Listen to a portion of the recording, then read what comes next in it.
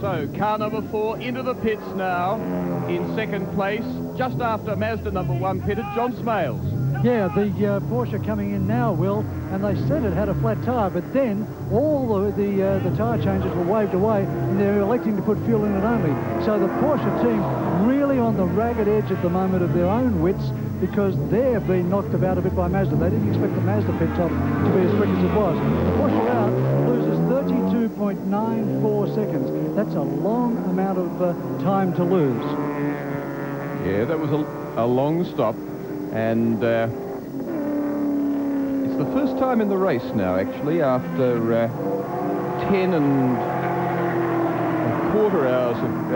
three-quarter hours of racing, that we've actually got one of the first 4 cars off the same lap. But have a look at this dice. This is Class A. And a change of leader of this class in just the last half lap too. We've seen the car 34 overtake car 56 in just the last half lap, and this is really on this race. It sure is.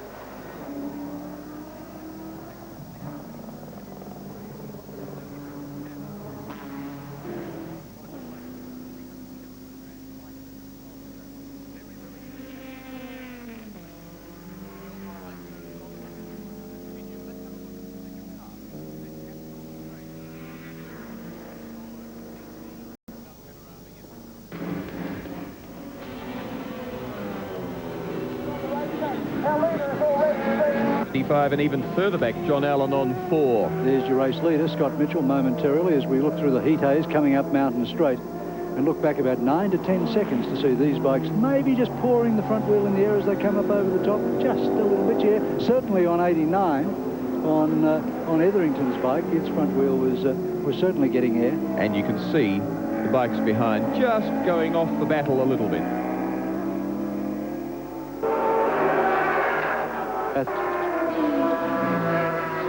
By Mike Dowson on the Yamaha 1000 back in 1988 in the last of the RI 500 races held here.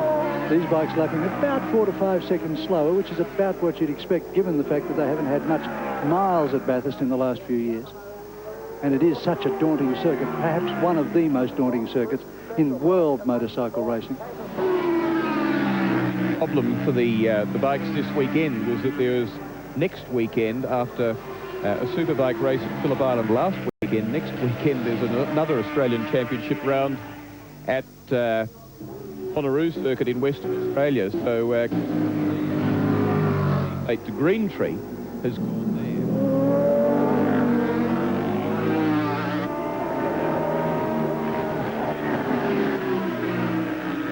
Hanging on, but he can hear them behind him. He hasn't looked behind him. There are no rear view mirrors on these bikes, of course. And as he goes across McPhillamy Park and heading for Skyline, whoopah! Gotcha! But it's a matter of find your own way and make your own way around.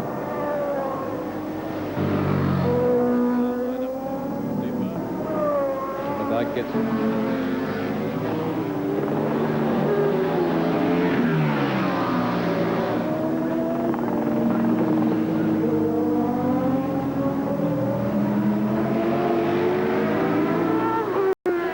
There's Green Tree gains the advantage.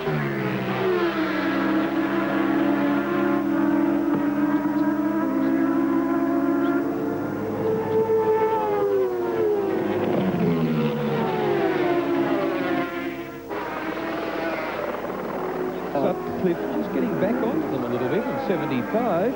Very much so. And Stroud not making a great deal of advantage at all on Green Tree.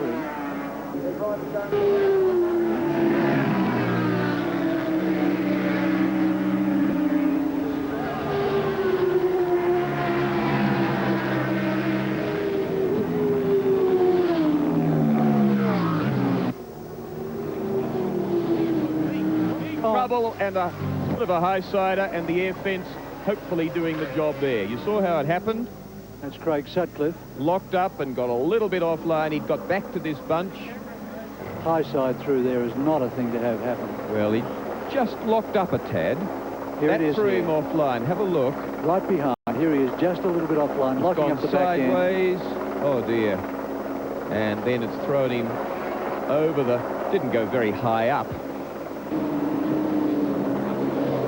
Fortunately, the bike moved away from him right at the last moment, so the bike didn't follow him into the fence, and that's quite a critical situation because, of course, a lot of mass in that motorcycle moving at high speed, and the last thing you want to do is to be crushed between it and the fence. See the way the air fence there is at an angle, so at the join. Riders up, Not a break. Butte, riders up. That's sensational. Done its job. So it really did its job. The struggle you saw was the rider trying to find his way out of the air fencing. So again, this sensational Australian invention has done its job. Isn't that wonderful? Like 15 on lap 15. 2 corners remaining, now 1. Well done, Jubilation. Scott Mitchell. Don't muck up on the left hand to get both hands on the bars and the right cog selected as he heads to the finishing line. Scott Mitchell on bike number 15, victorious in the Castrol Australian Solo TT at Mount Panorama, Bathurst, Heat 2.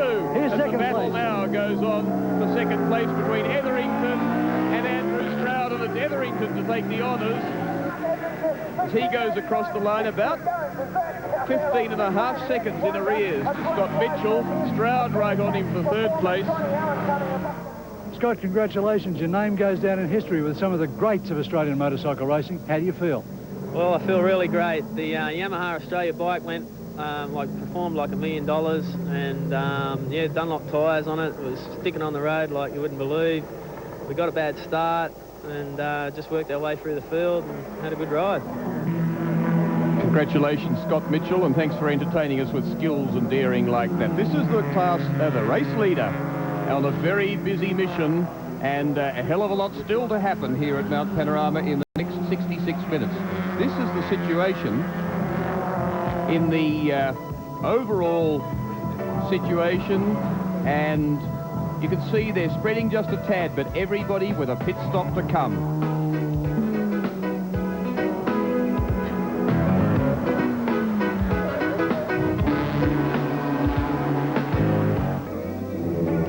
Welcome back to Mount Panorama at Bathurst for the closing stages. In fact, almost exactly 1 hour to go in the 12-hour James Hardie endurance race here at Mount Panorama, Bathurst. And there is car number 4, the Porsche 968. And I have one of its drivers sitting right next to me, Brett Peters. How are you? Good, Tim, thanks. What a great race this has been. Fantastic race. Absolutely fantastic. Brilliant, isn't it? I think we've got, or trying to get Peter Fitzgerald to talk to us on his car cam. We'll see if we can get... Peter, can you hear us? Yeah, sure. Mate, you had Brett a bit concerned with that last pit stop. Please explain. I beg your pardon? You had Brett concerned with that last pit stop of yours. Explain yourself. Yeah, what happened was going over McPhillippi Park, one of the Suzukis decided that he'd let me take him on the outside instead of the race line and push me wide into marbles. And all of a sudden I got a bad vibration in the car and it was skidding all over the road, and I didn't know whether I picked up a flat tyre or not. So I had to come in case, you know, if I went past the pits and all of a sudden, you know, I got a flat, I wouldn't have got back. So we had to come in. We were planning to do a splash of fuel anyhow, but unfortunately, it's sort of bugging the plans a bit. Fitzy, it's Brett here. Does that mean that you won't have to stop again, though, for fuel? No, we should get through to the end. It's just that I'm carrying more fuel than I wanted, and I was really trying to wring the neck out of this thing to catch the bloody Mazdas. Well, they've got to stop again. The only thing we're not sure of is whether they're going to need brakes or not. Well, I hope they do need them. I think our other car's in front of me now. I think I'm lying third, aren't I? Yeah, that's Yes, you right. are, yep. Yep, that's right. Car feel good? The car feels great, you know, like this little German car just goes all day. We've wrung its neck and I'm really giving it buggery. I think I just got a 35 a few laps back there, and goes to show you at the end of the day just how quick this thing is. And the good news are just unbelievable. Yeah, we noticed you've been flinging around a bit. You and Smithy seem to have been trying pretty hard. Yeah, you're right, mate. Everything else going okay? Yeah, the only thing I'm having trouble thinking of something comical to say. Mate, it's not a terribly funny situation at this point in time, I wouldn't have thought, so we forgive you. Thank you. Getting down to the serious end of business. Yeah, I think we might leave Peter there. I think he's got a lot more on his mind than talking to us, and it's nice of him to do it with less than an hour to go in the race. So, Brett, I guess, as he says, it's a matter now of all systems go and try and catch that number 7 Mazda. I think it's going to be an hour sprint race from here, Tim, actually. Yeah. It's going to be, all those 3 or top 4 guys will just go as hard as they can for the next hour. Has it surprised you that after 11 hours now, just on 11 hours, you've got 4 cars all on the same lap? And it's quite extraordinary. Well, yeah, based on Sandown's results, we're not surprised. We thought this was going to happen. The Mazdas had been here last year. They knew what they were up against. We had a good run at Sandown, and the cars are very, very even. And when you take everything into consideration, we weren't surprised that this was going to happen. Everyone thought they might have a problem with their brakes, but it hasn't happened. Well, they've been able to practice their pit stops. Those guys are very professional in that area, and they've got the brake changes down very quickly. And whilst we thought we might get through on 1 pad change, more so we could drive the cars harder, we've done 2 pads changes, and literally all the 6 drivers in our team have driven flat out all day. Yeah, you sure have. And there's car number 4 going flat out as we speak. And I have to tell you, that beautiful little German car is a hell of a sight going flat out around this mountain. Yeah, it's been great. I'm sure that the whole team have been absolutely thrilled. It's been a fantastic team effort, really, from when it started right up until right through to tonight. It's been a great performance.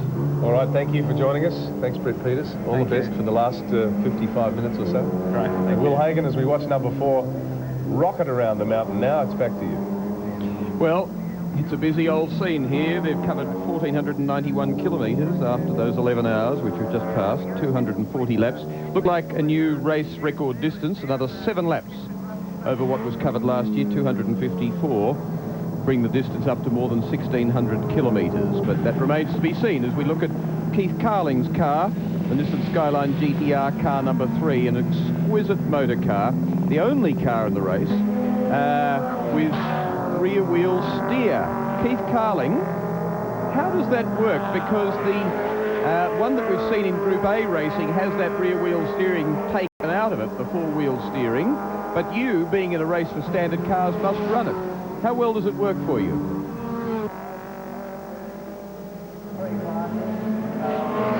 Keith Carling, it's Will. Well, if we did have him, we would have heard something there, because he had to hook another gear. He was taken offline and very nearly taken off, so to speak, by one of the little Suzukis. But It's performed very well, hasn't it? Everybody said it would be smouldering its brakes and it wouldn't last the distance, and it's still there and still going strongly. It's been 100% reliable, but unfortunately just hasn't quite had the pace. The team had to miss Sandown due to non-availability of some engine parts, so that's put it behind in preparing for this race. So quite sensibly, they've decided to be a bit conservative in their approach. Yes, and it may be that they've been too conservative. In a car that's got the most power of any of in the race, 205 kilowatts without, before you take off the standard muffler and catalytic converter, but it weighs 1,530 kilos, but still comes in 4th in power to weight ratio out of the 27 models. Keith Carling, it's Will Hagan, can you hear me? Yeah, sure can, Will. I was just wondering, Keith, how the rear wheel steering works in that car. In Group A they did not use it, but for here you must use it, of course, because it's a standard feature. Yeah, it's a little bit different to drive, Will, but once you get used to it, it's not too bad. And how about everything else, the 4-wheel drive and the twin turbos and all the sophistication, the anti-lock brakes that's built into that car? Well, the car's going like a clock, it really is. The 4-wheel drive is the beauty of it, because It just gets its power down to the ground incredibly well. And up out of the cutting and out of any of the corners, the thing is just fantastic. Do you think you perhaps haven't used it hard enough in the light that you're in 6th place now and you're 13 laps down on the race leaders, and in a sense it's gone like clockwork? Could you have run a little bit harder with a little bit more practice? Well, of course, hindsight's a wondrous thing, Will, but I guess so.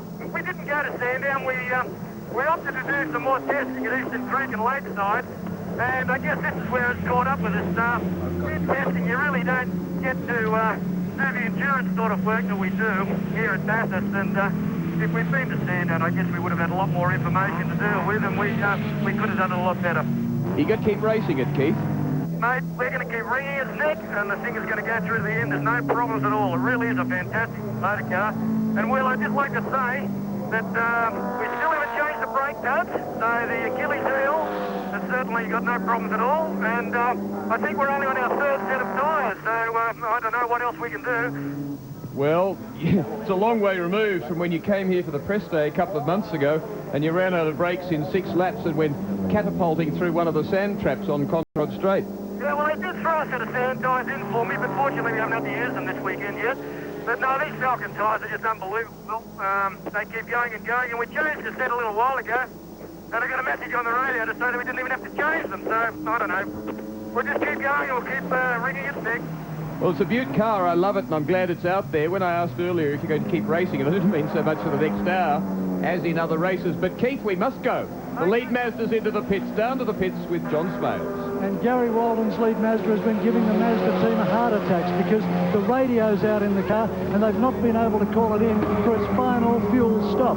They've been concerned that because Walden wasn't acknowledging them as they signalled frantically from the pit counter, that Walden might stay out there until the car ran out of fuel. That's not been the case. He's 1 minute and 26 seconds in front of John Smith's Porsche, and he's gone after a splash of fuel in 23.55 seconds. He leads the James Hardie 12 hour going into the last hour.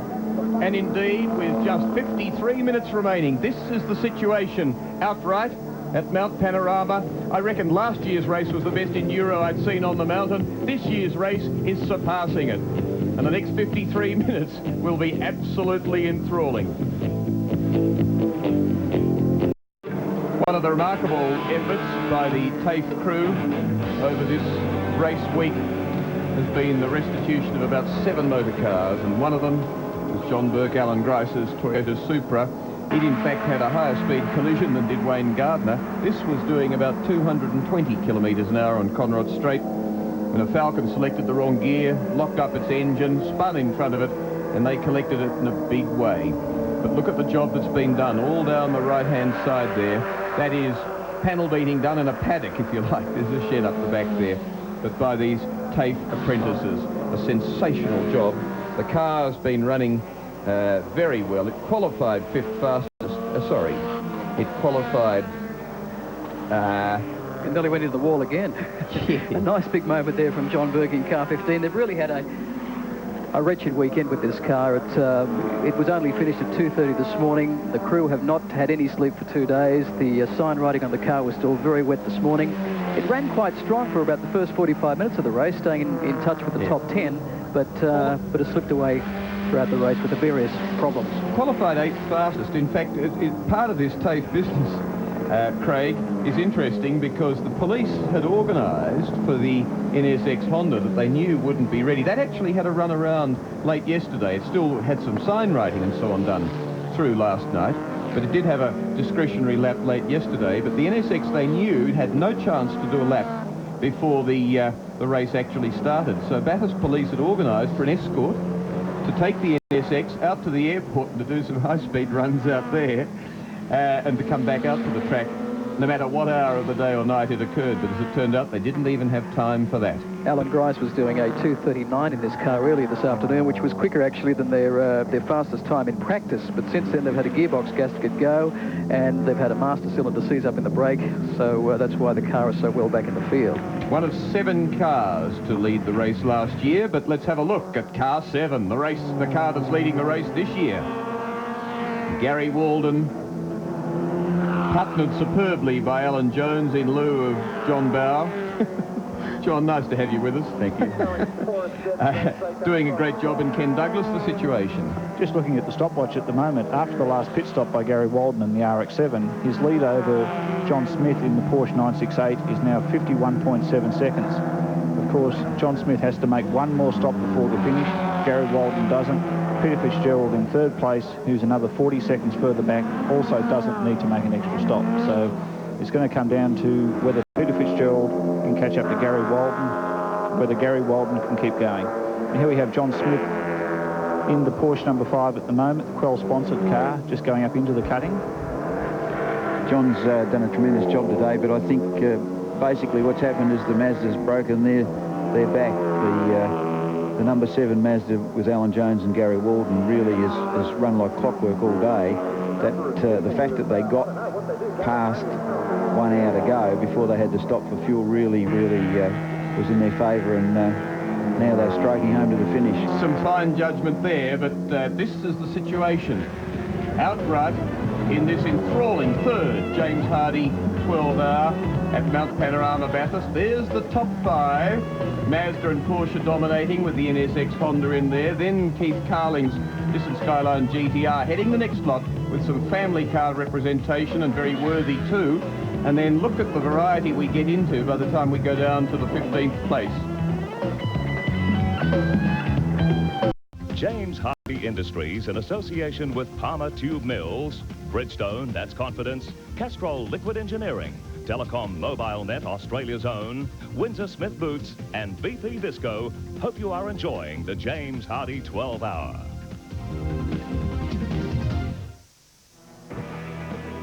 Welcome back to Mount Panorama at Bathurst. Last 40 minutes of the James Hardie 12-hour, and the race has been just superb.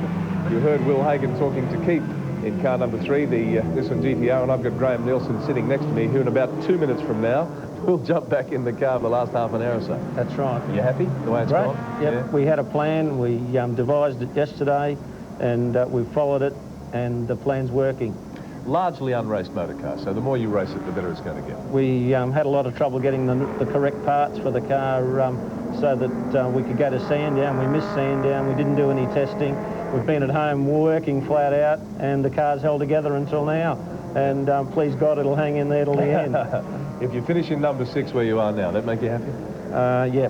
Yeah? Yeah. Anyone that finishes after 12 hours has got to be happy. Yeah. But my sponsor, Falcon Tyres, have been absolutely fantastic. Last year we came 6th in a Commodore. If we come 6th this year, I'm sure that'll be good. We'd like to have come first, but maybe next year. Let's hope so. All right, yeah. Graham, I'll let you go and get back in the car. Okay, and thanks all the very very much. best for the last half an hour. Thanks very much. Graham Nielsen is just about to jump back into the Nissan GTR. Just stay there for a sec, Graham, as we see Juan Manuel Fangio II's MR2. Will Hagan, it's over to you. And in 8th place it is at this stage, and it's pulled out a very nice lead too over rivals and challengers, because 2nd place in the sports car class S is 4 laps behind. That's car number 55. Stephen Shedden, Scott Bargwanner and Jason Bargwanner, and of course another MR2. But Juan Fangio, it's Will Hagan again. Can you hear me? Yes, I can hear very good. Everything going well now? The car not affected by that bump? Everything going very good. I'm very impressed with the car. The car is exactly the same, like look like the beginning of the race. So are you settling into a steady pace to the finish, or have you any ambitions to try and improve your place? Well, right now I think the best is to keep a good pace, and whatever you finish at the end of the race, you finish. I mean, you need to be consistent, and that's the best you can do, really. Juan, you've got a big program in front of you this year. What's immediately in front of you in other racing? I didn't understand the last thing you said. What other racing will you be doing this year after this one? Well, I'm flying to Atlanta. I will be one day at home, and then I have a race in Atlanta with the GTP car. From Atlanta, I will go immediately to Talladega to race the IROC series on the oval. And from Talladega, I will go to Paul Ricard for testing. All right. And from Paul Ricard to Le Mans for Le Mans 24 hours. So Juan, we must go because we've got one of the leading cars in the pits. Thank you, and we'll get back to you later. Here's car 5, John Smales. 51 seconds is John Smith trailing the leading Mazda. He's now in the pits for his last splash of fuel, and only a splash of fuel it will be, and then all the skill that John Smith can muster to try and pull back that 51-second gap, plus whatever this fuel tank takes. And it's gone in 19.45 seconds, which gives Smithy about 1 minute and 5 seconds to pull back in round about 45 minutes. Can he do it well?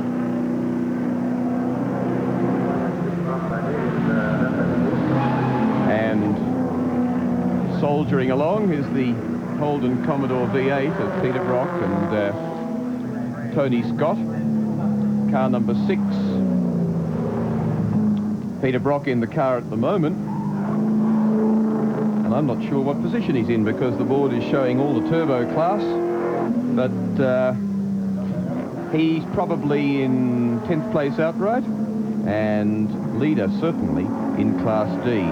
Been a nice comeback by Brock and by Tony Scott, and there it is, 227 laps completed, but from that tremendously close dice for the leading 4, Peter Brock on 227 laps is in 10th place, where the leaders have covered 248, so they're 21 ahead. So there's a massive distance, and indeed Brock is still behind that 6-cylinder Falcon, number 25, that running in Class C, along with the Porsches, is not leading it, but is doing a tremendous job and is 4 laps ahead of this V8 engine car.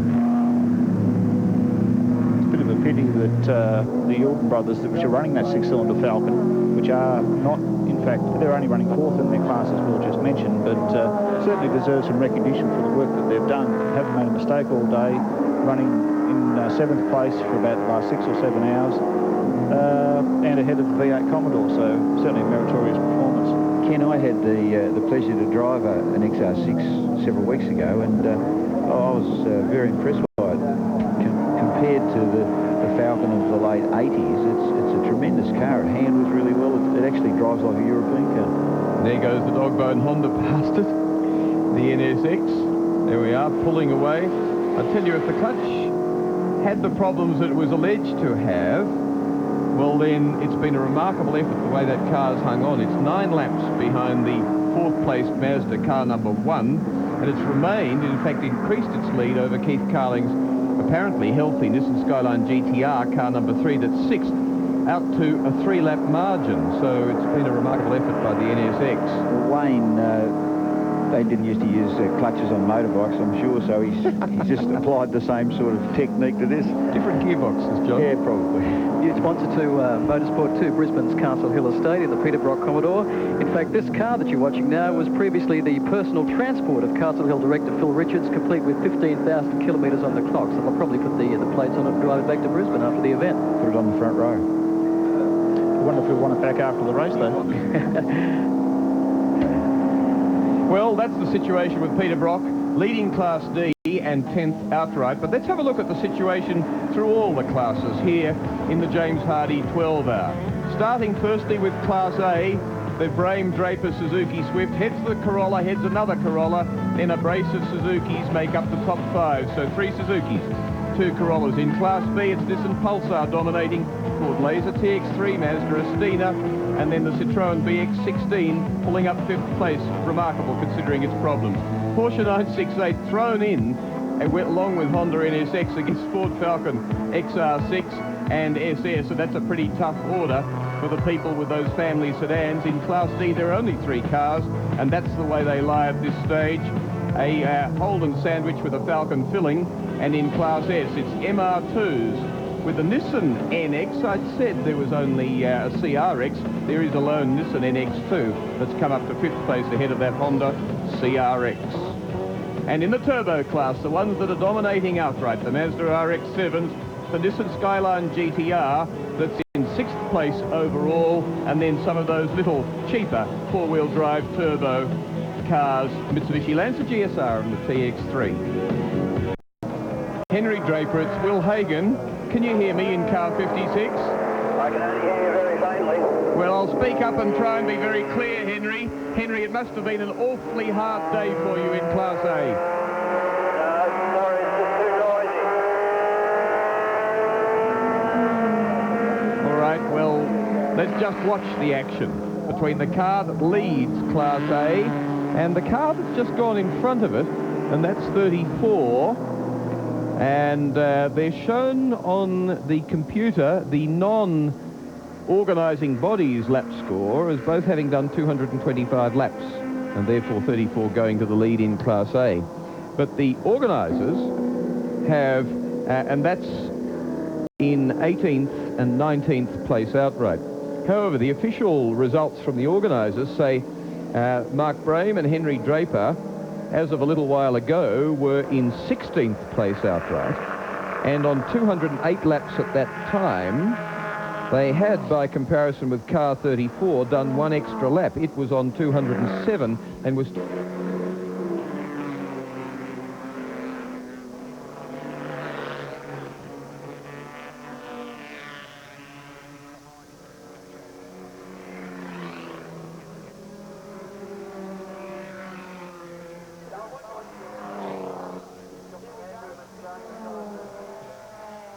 On the knees the whole bit, we got to pick that.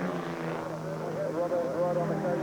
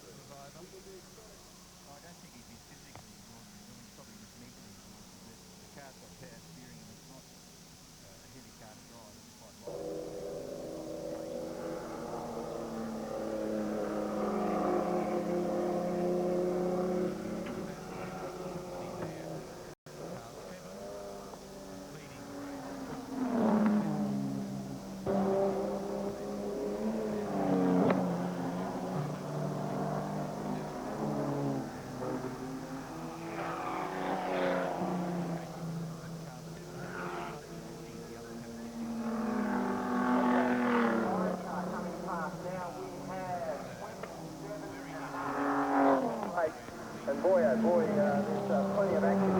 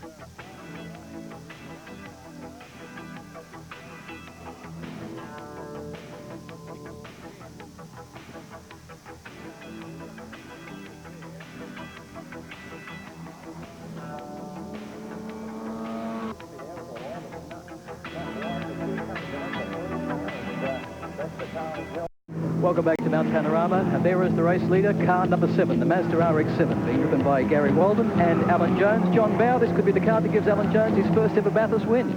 Well, I certainly hope so. I know Alan's been coming here for a long time now, and I know he told me that his son Christian always says, "Why don't you win Bathurst, Dad?" So I think this is his big chance, and he's done a great job, as has Gary Walden and the whole Mazda operation. It's a tremendous effort. Against all odds, I feel, because I think the Porsche had the advantage in the braking area. You were talking about Gary Walden earlier as being one of the most underrated drivers. He certainly is very, very fast, does most of the development work on the Mazda RX-7s, I believe, along with yourself.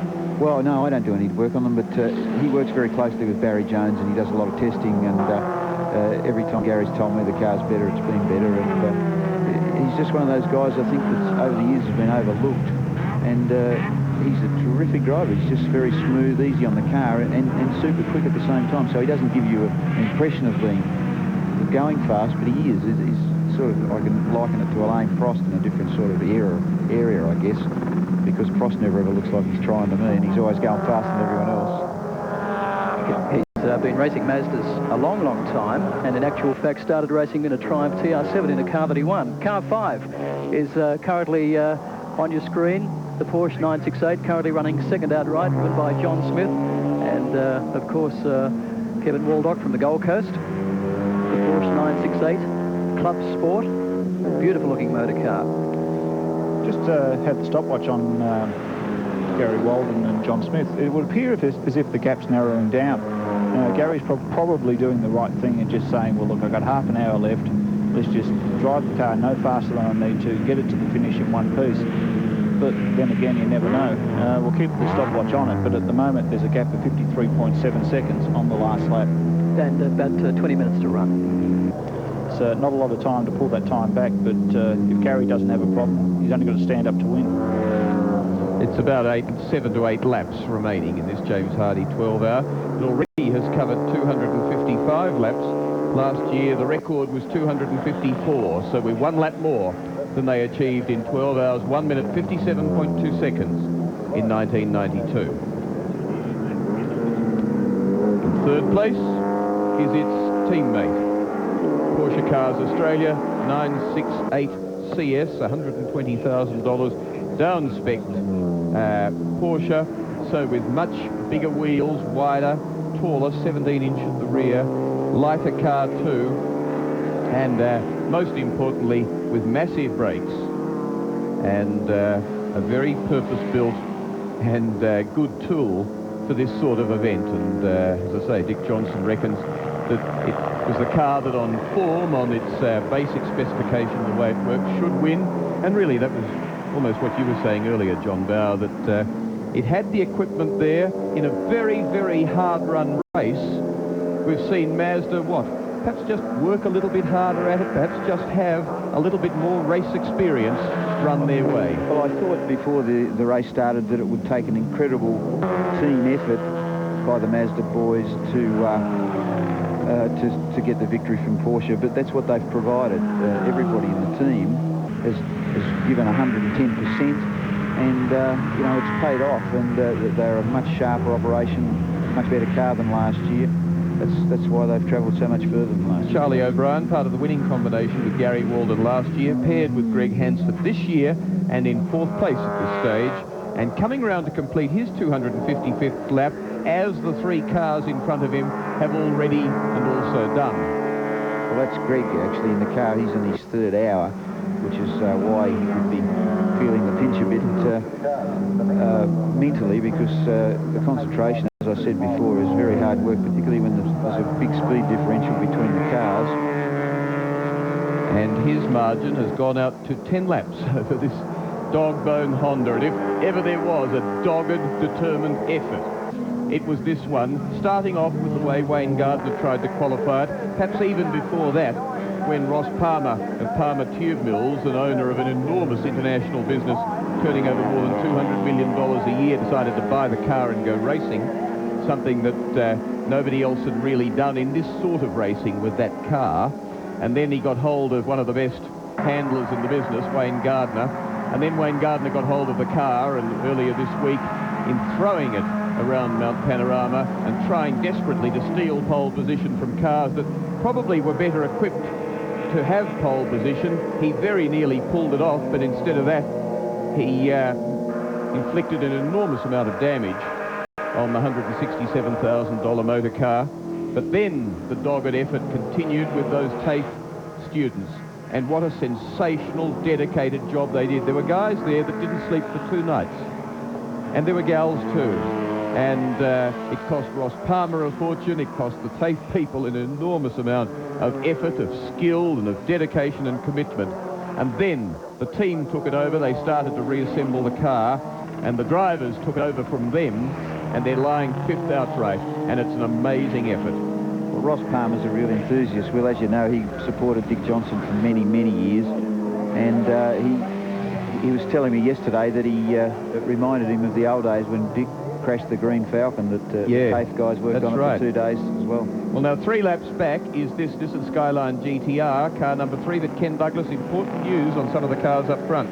Keeping the stopwatch on, John Smith caught 7 seconds on that lap. The gap's now 46.3 So give us car numbers seconds. and positions. Gary Walden is still leading on 256 laps. He's now 46.3 seconds ahead of John Smith in second in the Porsche, followed by Peter Fitzgerald 63 seconds behind the leader. And 2 catching 1. This is the overall situation with a breathtaking 16 minutes still to come our way in a James Hardie 12-hour.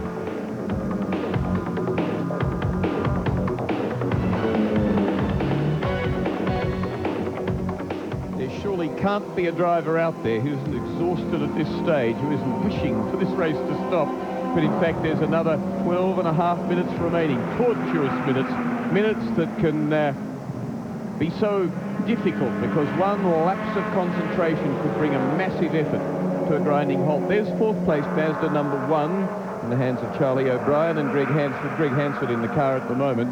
And the 1st place car, the car leading the race, that's trying to make back-to-back victories with Walden driving, Gary Walden, the car that he shared with Alan Jones.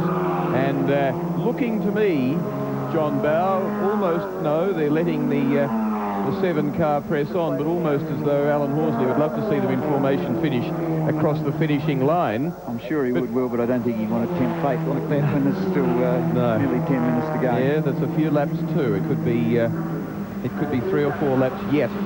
But over there with Tim Webster are 2 very, very nervous co-drivers, Charlie O'Brien, who won here last year, and whose car is lying 4th at this stage, and Kevin Waldock, whose car is lying in 2nd place. How do you gentlemen feel at this stage?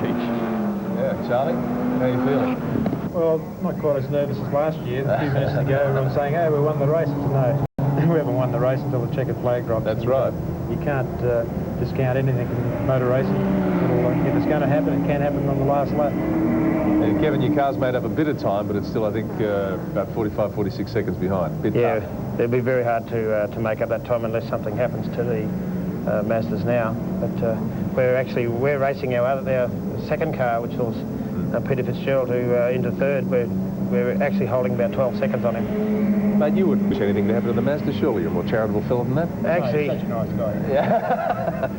Actually, I'm philosophical about motor racing. We were in Sandowner at the 500 there, and we were on the 2nd last lap, coming 3rd very comfortably, and we broke a bolt and didn't finish, so anything can happen. Well, we've mentioned this throughout the day, but are you guys both surprised that we've got 4 cars this close after 12 hours nearly? I think so, yeah. It's amazing that separated by just minutes after 12 hours. This goes to show how reliable these cars are. All right, let's see if we can grab a chat to Peter Fitzgerald. Peter, have you got us? I've got Kevin Waldock with me. Peter Fitzgerald, can you hear us in the car?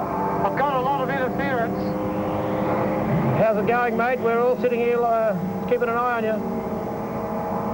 I don't think he's picking us up too well. I really can't understand you. No, it's okay, Pete. You stick to the task. I've got you.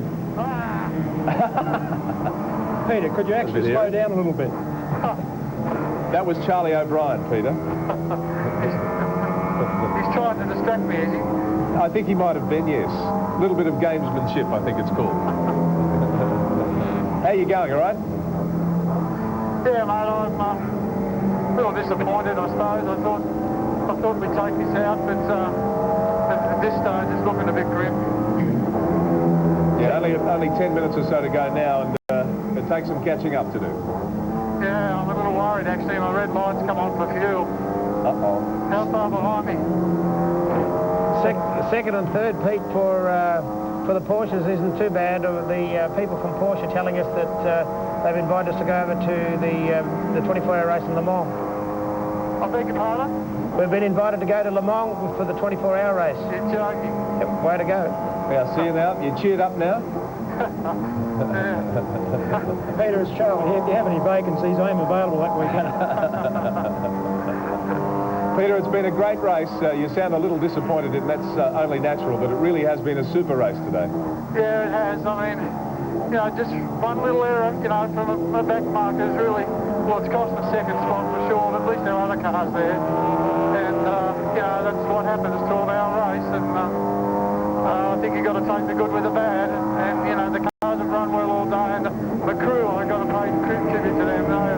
They've been every bit as good as the Mazda blokes. And the drivers as well, you know. The whole package has been good. I just think they had too much legs on us. Yeah, the Mazdas are a fabulous car. Yeah, they are indeed. Well, I don't know whether this cheers you up, but you're going faster than last year. It seems the cars are going faster. More laps are being done than previous years. Look at this idiot, Jesus.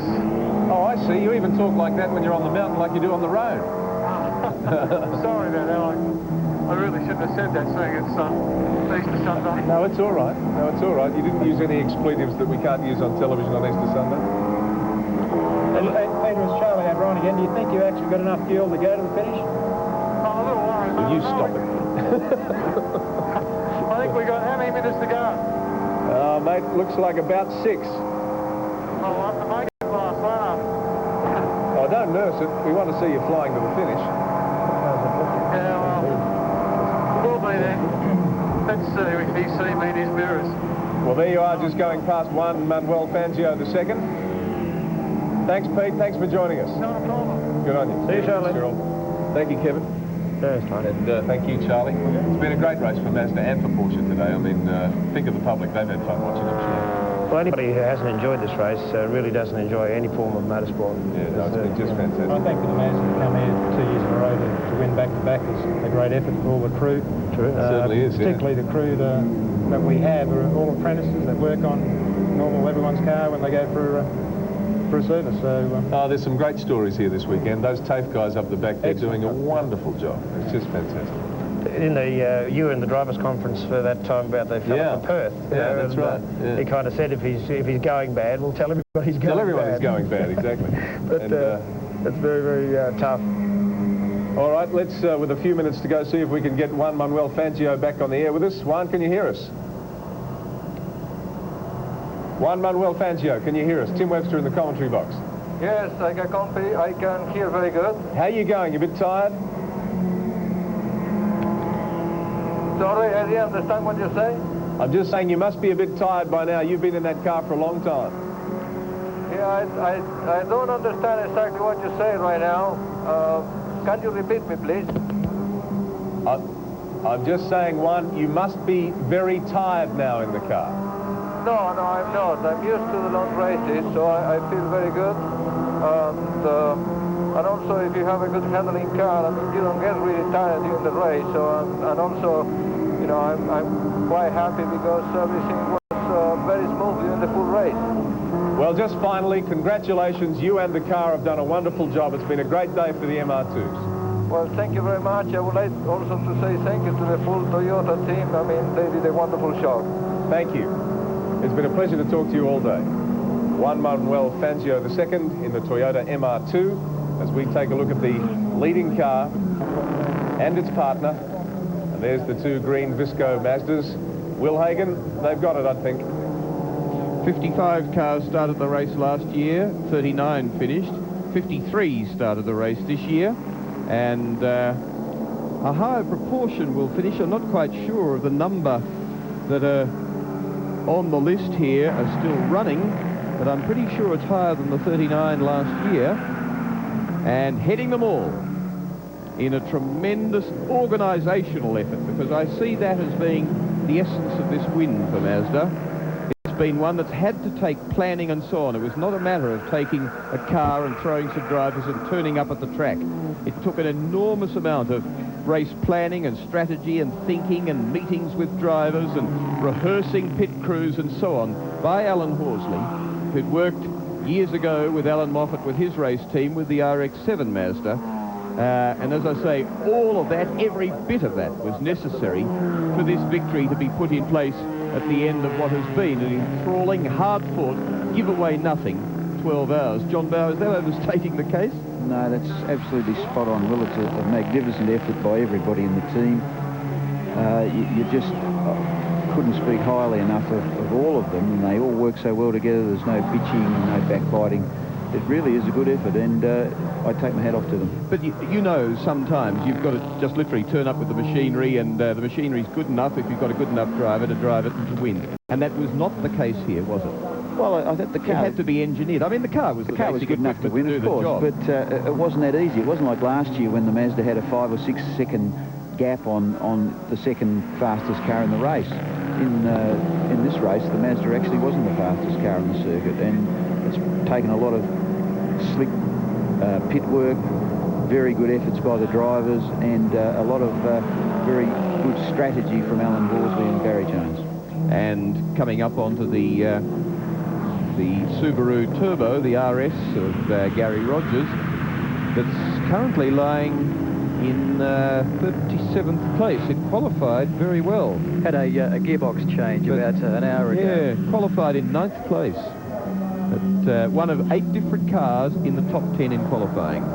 The gap from first to second is now down to 41.6 seconds, so John Smith obviously is still trying, but and Gary Walton's obviously still trying as well.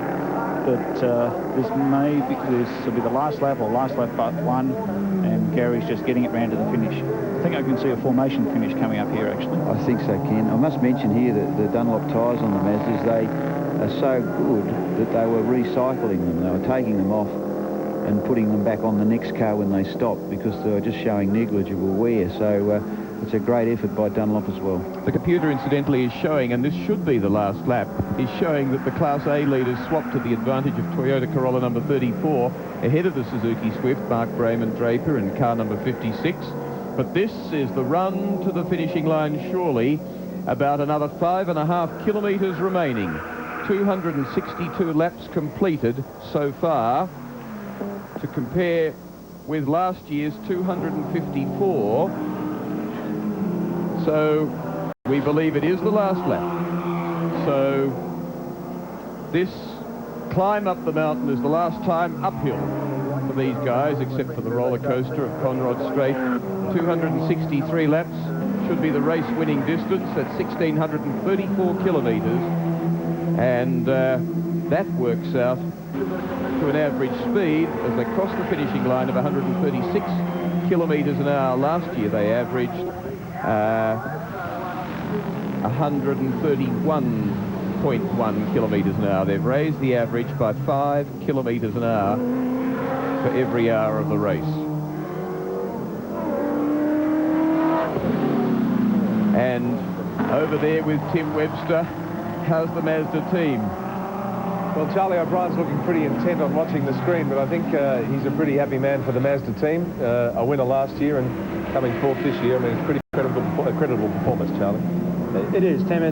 The whole thing is a team effort, and for Mazda to win again this year, I think it's a great effort for Alan Horsley to put it all together. So I'm very happy for him. Obviously, it would be nice to be a little further up in front of the Porsches, but well, it's next year, so we'll be back. All right, well, here they come. And I think part of the success was a chef over there looking after the team called Nick Ott, and that's what these cars ultimately did, or car 7. And he did a tremendous job. He kept everybody really happy. But car 7 heading to the finishing line now to complete 263 laps, 1,600-odd kilometres around Mount Panorama, Bathurst, to take a second glorious victory in this third James Hardie 12-hour for series production cars. And it is a great effort indeed. The drivers, Gary Walton and and Alan Jones, John Bow in the commentary box instead of being in there in the car. But a tremendous effort and well backed up into fourth place by car 1, Charlie O'Brien, Greg Hansford, and the second placed car now coming towards the finishing line, the Porsche 968 CS. Victorious at Sandown, or the other car was number 4, and car 5 across the finishing line to take second place. And that for John Smith, Kevin Waldock and Jeff Morgan. And there's Alan Horsley and Barry Jones and the guys that really did it for Mazda. And Ian Campbell with them. Alan Horsley, a heads-up challenge with Porsche today, and it's a BP Mazda team that's come out on top. Yeah, I don't believe it. I really don't. I didn't think those cars would stand up to that punishment all day. And everything go to plan. Are you happy with this? Yeah, we're happy. We're happy, but yeah, it went pretty well to plan, except for that early stop and the horse walking on the track. But apart from that, everything went to plan. So it's Porsche 1, Mazda 1, and the next one to make it what? Well, I think Bathurst is the one. That's the one we were after. Alan Horsley very happy on pit lane. Back up the commentary. And the important thing about that win is that the Porsche 968 was a new, better car this year, but the Mazda came back, went much faster with last year's car, indeed the very cars, but an unchanged model as well, and came home victors again, and that is a remarkable achievement. We'll be back to Mount Panorama shortly.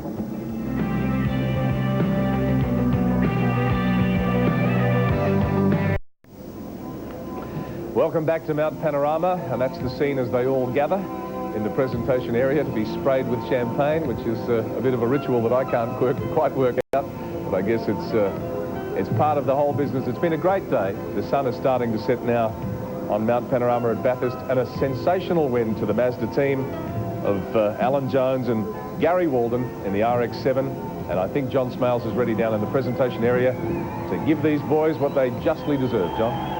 They do indeed, Tim. Ladies and gentlemen, will you please welcome to this most famous of motor racing balconies in Australia, the winners of the James Hardie 12-hour for 1993, Gary Walden and Alan Jones.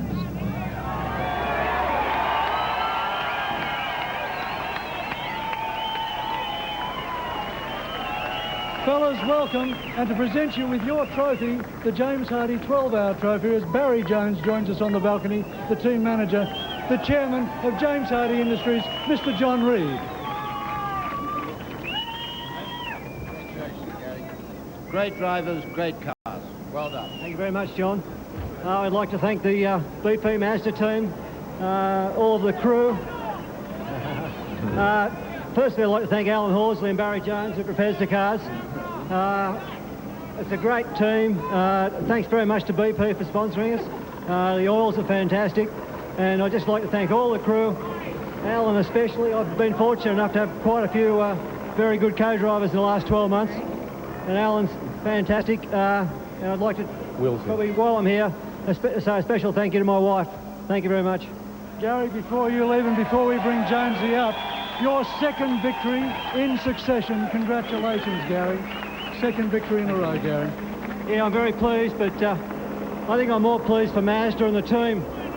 How did you feel this morning when 3 laps into the event, the turbocharger hose came off and left you stranded? I couldn't believe it, John. I couldn't believe it. I thought we were really going to fire off in the morning and really try and put some distance between us and the rest of the field, but you know, it wasn't to be, so we had to work very hard all day. Gary, what happens to you now? You're a part-time driver, really, aren't you? You don't get the Group A drives, so even more sensational that he's won the way he has, given the amount of miles he's got under his belt. Gary, what happens to you now? Ask Alan Horsley.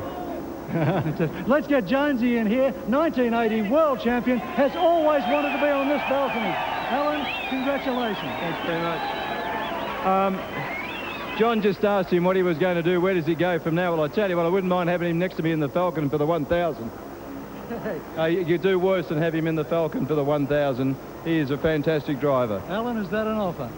Well, it's not my offer, unfortunately. I have to talk to Glenn, but I'd love to have him. Jonesy, since 1981, when you came back, you've been up here trying to win a Bathurst race. how does it feel finally to stand on this balcony in #1 position? Oh, it feels fantastic, and obviously I'd just like to reiterate what Gary said. I'd like to thank the BP Visco people and BP Team Mazda for supplying me with the car and the crew, and especially the crew. You know, they've done a fabulous job and they've worked unbelievable. We were doing 22-second pit stops, which is unreal in a production car pit stop, and they're fantastic, and I thank them very much. Alan, I also know that there's one young man up in Townsville at the moment in a go-kart race who just wanted his dad more than anything else to be on this balcony. Yeah, well, we might have good news for each other tonight on the phone. He's up racing go-karts in Townsville, so who knows? We refer, of course, to Alan's 14-year-old son, Christian, who's following in the champion's footsteps and going go-kart racing as a means, finally, to get into Formula Ford and maybe Formula One, Alan? Yeah, well, I hope so. You know, whatever he does, I just hope that he's successful at it. I'm not going to push him either way, but as long as he's enjoying himself. Let's get the other Jones boy up here, Barry Jones, the man who put the team together. Barry, congratulations. You've done it for the second year in a row. That's right. It's unbelievable. I mean, I came here as a driver for years and I couldn't do it. And I've done it 2 years as a pit manager. I'm wrapped. And I've had the best drivers. And mind you, Alan Jones and I won a Mazda race, I think the first long-distance race for Mazda 10 years ago. So here we are again as a combination with Mazda and loving it. Well, there's a really controlled crowd under here today who love the idea of these high-tech cars winning. Really pleased to see you folks, and it's about time you got the bath. So fellas, the champagne ready to go, the trophy held aloft. Let's give them the victory cheer.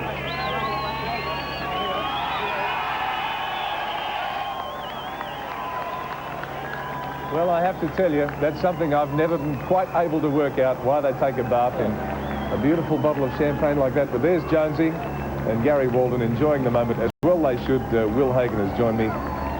The laps are getting longer, the times are getting faster. When will the cars outgrow them out? They just have to work harder to do it, don't they? Yeah. This is the amazing thing, that they took on a fresh car with last year's car, an unchanged model. They went very much faster and they pulled it off again, and that was all about thinking and strategy and planning and dedication. Some very good drivers too, and of course good machinery, but gave us an enthralling race, didn't it? I mean, a tremendous motor race that went on almost the entire 12 hours. Nobody could get away from anybody else, so they just had to go on racing and battling. Yeah, within a few seconds of each other at the end of 12 hours. I mean, fantastic. 40 or 50 seconds. As I say, last year's race, I reckon, early in the race, was one of the best races I'd ever seen here. This one was so much better. So what more do we need? And I think next year will be better. I honestly do. All right, we'll look forward to that too. Thank you, Will Hagen. And all we can say to our viewers at home is we really hope that you enjoyed it. On behalf of all of our commentators, all of our crew who work so very hard here, this is Tim Webster saying goodbye to you from Mount Panorama at Bathurst. We hope to see you next year for the James Hardie 12-hour endurance race.